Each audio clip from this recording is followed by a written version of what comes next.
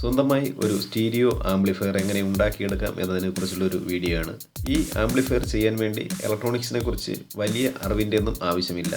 സ്വന്തമായി ചെയ്യാനുള്ള ആഗ്രഹം ഉണ്ടെങ്കിൽ മാത്രം തന്നെ ഇത് ചെയ്തെടുക്കാൻ സാധിക്കും. ഇതിൽ വേണ്ട സാധനങ്ങൾ ഓഡിയോ ബോർഡ്, 2 വോളിയം കൺട്രോളും, 2 സ്പീക്കർ. ഇത്രയും ഉണ്ടെങ്കിൽ നമുക്ക് തന്നെ സ്വന്തമായിട്ട് ഒരു ആംപ്ലിഫയർ ചെയ്യാൻ സാധിക്കും. ഇതെങ്ങനെയാണ് കണക്ഷൻ കൊടുക്കേണ്ടതെന്ന് നോക്കാം. വലതുവശത്ത് കാണുന്നത് റൈറ്റ് സൈഡ് സ്പീക്കറും ഇടതുവശത്തായി കാണുന്നത് ലെഫ്റ്റ് സൈഡ് സ്പീക്കറുമാണ്. ഇതിൽ കണക്ഷൻ കൊടുക്കാൻ വേണ്ടി ബോർഡിൽ തന്നെ എഴുതിയിട്ടുണ്ട് left side speaker, right side speaker എന്ന്.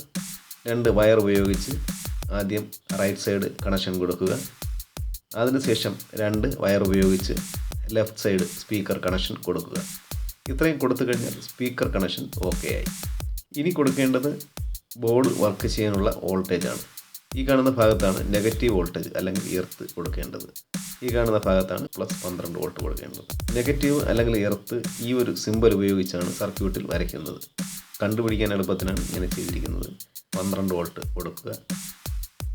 ഇത് വർക്ക് ചെയ്യാനുള്ള വോൾട്ടേജ് എങ്ങനെയാണ് ഉണ്ടാക്കിയെടുക്കേണ്ടത് എന്ന് ഞാൻ കഴിഞ്ഞ വീഡിയോയിൽ ഉൾപ്പെടുത്തിയിട്ടുണ്ടായിരുന്നു. ലിങ്ക് കൊടുത്തേക്കാം, ആവശ്യമുണ്ടെങ്കിൽ ജസ്റ്റ് കയറി കാണുക. ഇത്രയും കൊടുത്തു കഴിഞ്ഞാൽ ബോർഡ് വർക്ക് ചെയ്യാനുള്ള വോൾട്ടേജും ആയി കഴിഞ്ഞു. ആംപ്ലിഫയർ വർക്ക് ചെയ്യാനുള്ള വോൾട്ടേജ് കൊടുത്തതിന് ശേഷം ആംപ്ലിഫയർ വർക്ക് ചെയ്യുന്നുണ്ടോ എന്നറിയാൻ വേണ്ടി ബോർഡിൽ തന്നെ ലെഫ്റ്റ് ഇൻപുട്ട്, റൈറ്റ് ഇൻപുട്ട് എന്ന് എഴുതിയിട്ടുണ്ട്. ആ ഭാഗത്ത് ജസ്റ്റ് ഒരു സ്ക്രൂ ഡ്രൈവർ കൊണ്ട് ജസ്റ്റ് ഒന്ന് തൊട്ട് നോക്കുക. മാറി മാറി തൊടുന്ന സമയത്ത് 2 സ്പീക്കറിലും മാറി മാറി വൈബ്രേഷൻ ചെയ്യുന്നതായി കാണാൻ സാധിക്കും. അങ്ങനെയാണെന്നുണ്ടെങ്കിൽ ഓഡിയോ സെക്ഷൻ ഓക്കെ ആയിട്ടുണ്ട്. ഇനി കൊടുക്കേണ്ടത് ഇൻപുട്ട് സിഗ്നലാണ്. ഇൻപുട്ട് സിഗ്നൽ കൊടുക്കാൻ വേണ്ടി 2 വോളിയം കൺട്രോൾ ഉണ്ടെന്നുണ്ടെങ്കിൽ വോളിയം കൂട്ടുന്നതിനും കുറയ്ക്കുന്നതിനും അനുസരിച്ച് സ്പീക്കറിൽ വോളിയം കൂടുകയും കുറയുകയും ചെയ്യാൻ വേണ്ടിയാണ് നാം വോളിയം കൺട്രോൾ ഉപയോഗിക്കുന്നത്. സാധാരണ വോളിയം കൺട്രോൾ ഇടത്തോട്ട് തിരിക്കുന്ന സമയത്താണ് വോളിയം കുറയുന്നത്. അങ്ങനെയാണെന്നുണ്ടെങ്കിൽ വോളിയം കൺട്രോളിൻ്റെ 3ാമത് കാണുന്ന ലെഗിലാണ് എർത്ത് ചെയ്യേണ്ടത്, അതായത് നെഗറ്റീവ് വോൾട്ടേജ് കൊടുക്കേണ്ടത്. അത് കഴിഞ്ഞതിന് ശേഷം ബോർഡിൽ ലെഫ്റ്റ് ഇൻപുട്ട് എന്ന് എഴുതിയിട്ടുണ്ട്. ആ ഭാഗം കൊണ്ടുവന്ന് നേരെ ആദ്യത്തെ കൺട്രോളിൻ്റെ നടുക്കത്തെ പിന്നിൽ കൊടുക്കുക. അതിനുശേഷം 2ാമതായി കാണുന്നത് ഗ്രൗണ്ട് എന്ന് എഴുതിയിട്ടുണ്ട്, അല്ലെങ്കിൽ എർത്ത് എന്ന് എഴുതിയിട്ടുണ്ട്. അത് നേരെ ഗ്രൗണ്ട് ചെയ്യുക.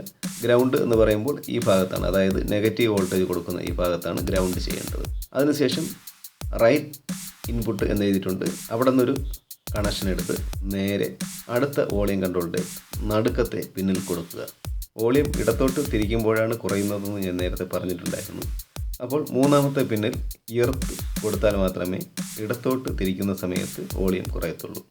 3ാമത്തെ കണക്ഷൻ കൊണ്ടുപോയി നേരെ എർത്ത് ചെയ്യുക.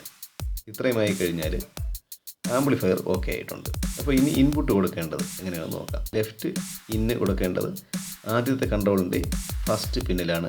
അടുത്ത് 2ാമതായി കാണുന്ന കണക്ഷൻ ഗ്രൗണ്ടാണ്, അതായത് എർത്ത്. ആ കണക്ഷൻ കൊണ്ടുവന്ന് നേരെ എർത്തിൽ കൊടുക്കുക. അടുത്ത് 3ാമതായി കാണുന്ന കണക്ഷനാണ് റൈറ്റ് ഇൻപുട്ട്. അത് നേരെ കൊണ്ടുപോയി റൈറ്റ് സൈഡ് വോളിയം കൺട്രോളിൻ്റെ 1ാമത്തെ പിന്നിൽ കൊടുക്കുക. ഇത്രയും ആയിക്കഴിഞ്ഞാൽ ആംപ്ലിഫയർ ഓക്കെ ആയി. ഇനി ചെയ്യേണ്ടത് ലെഫ്റ്റ് റൈറ്റ് എന്നെഴുതിയിരിക്കുന്ന ഭാഗത്ത് ഇൻപുട്ട് സിഗ്നൽ കൊടുക്കുക. മൊബൈലിൽ നിന്നോ അല്ലെങ്കിൽ മറ്റേതെങ്കിലും ഡിവൈസിൽ നിന്നോ ഇൻപുട്ട് ഓഡിയോ സിഗ്നൽ കൊടുക്കുക. കൊടുത്തതിന് ശേഷം ഈ വോളിയം കൺട്രോൾ വേരിയേഷൻ ചെയ്യുന്നതിനനുസരിച്ച് വോളിയം കൂടുകയും കുറയുകയും ചെയ്യുന്നു.